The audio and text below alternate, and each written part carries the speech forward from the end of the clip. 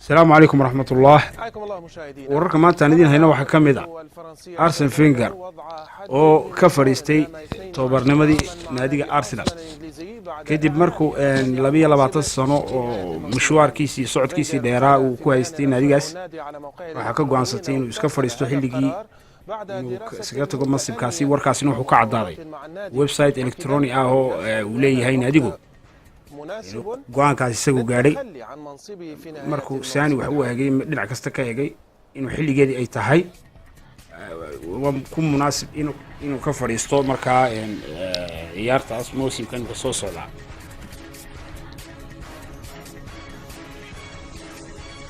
Wenger wuxuu ciyaaray 823 ciyaarood wuxuu ku badiyay 473 wuxuu khasaaray 151 tiimkiisu wuxuu dhaliyay goolal garoonkiisa 1549 من لندن عبر الهاتف سامي سهمود مراسل قنوات بين سبورتس.